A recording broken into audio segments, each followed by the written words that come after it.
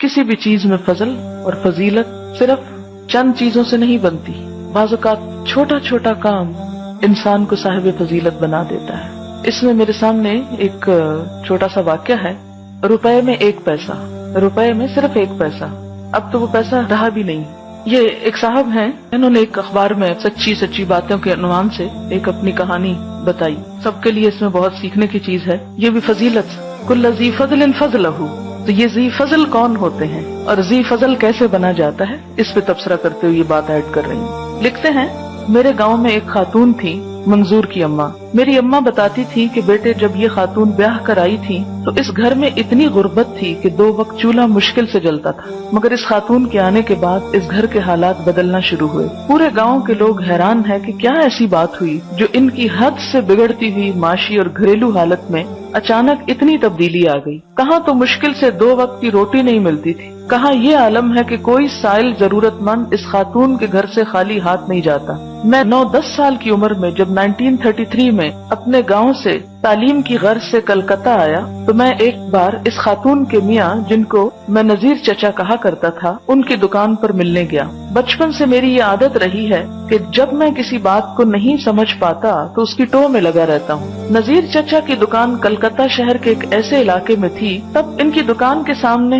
लाल दक्की खेल का मैदान था। इसके पास ही इनकी एक बहुत छोटी सी पान बीड़ी की दुकान थी। मैं जिस वक्त इनकी दुकान पर गया था 2 आदमी बीड़ी बनाने में मशगूल थे और नजीर चचा पान बनाने और लगाने में। गांव में इनका घर मेरे पड़ोस में था। मिलकर बहुत खुश होते। बातों बातों में मैंने इनसे पूछा कि चचा बस आपकी यही छोटी सी दुकान है? बोले हाँ बेटा, अल्लाह इसी में खैर बरकत देता है। मैंने उनसे पूछा, पूरे गांव में ये बात सब जानते हैं कि आपके घर से कोई खाली नहीं जाता और चच्ची सब साइलों और मांगने वालों को मुट्ठी बंद करके रेजगारी देती हैं, आखिर ये क्या बात है? बोले बेटा वो ऐसा इसलिए करती हैं कि इनके पास जरूरतमंदों को देने के लिए रेजगारी यानी चेंज होता है। इतना कहकर नजीर चचा ने दुकान में आते हुए एक टिन के डिब्बे की तरफ इशारा किया। वो डिब्बा देखते हुए, जिस दिन से ये दुकान खोली है अल्लाह का नाम लेकर उस रोज से आज तक मेरा ये मामूल है कि रोजमर्रा जो बिक्री होती है तो शाम को उसका हिसाब करके हर रुपए पर 1 पैसा गरीबों के लिए निकाल कर इस डिब्बे में डाल देता हूँ। जब ये डिब्बा भर जाता है तो वो तुम्हारी चची के पास भिजवा देता हूँ। शुरू दिन से आज तक मेरा ये रोजमर्रा का मामूल चला आ रहा है। उनकी जबान से ये सब कुछ सुनने के बाद मुझ पर ये राज खुल गया कि पड़ोस में रहने वाली मेरी चची मंजूर की अम्मा की खुशहाली और सखावत का राज क्या था। गांव में कोई भी मुसाफिर अगर मस्जिद में क़याम करता तो इमाम साहब मंजूर की अम्मा के घर खबर भिजवा देते। मुसाफिर जितने दिनों रहते उनका 2 वक्त का खाना उनके घर से जाता।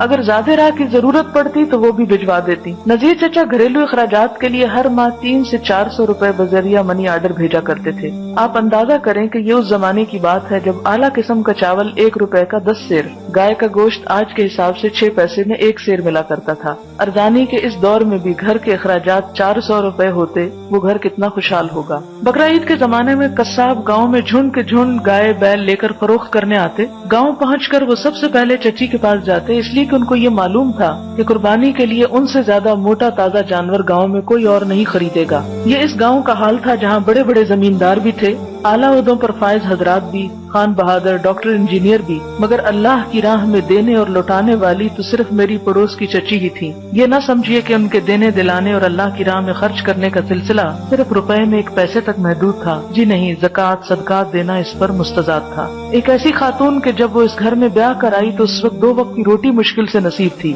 वो घर और उस घर की वो खातून गाँव की सबसे मुखय्यर और जरूरतमंदों के काम आने वाली कैसे बन गई? इस राज को समझने और पाने के लिए हम सबको कोशिश करनी चाहिए। इस मुखय्यर और अल्लाह वाली चची यानी मंजूर की अम्मा से मेरी आखिरी मुलाकात 1946 में हुई।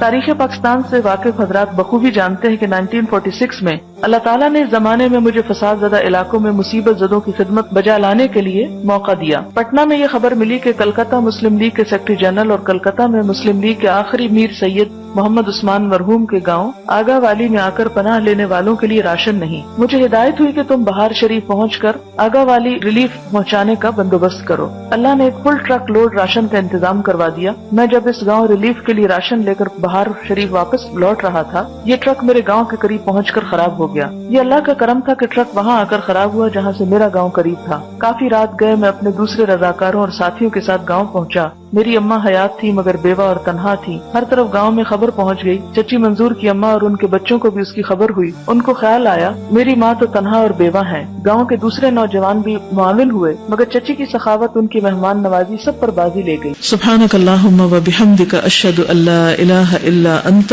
استغفرک و اتوب الیک. السلام علیکم و رحمۃ اللہ وبرکاتہ.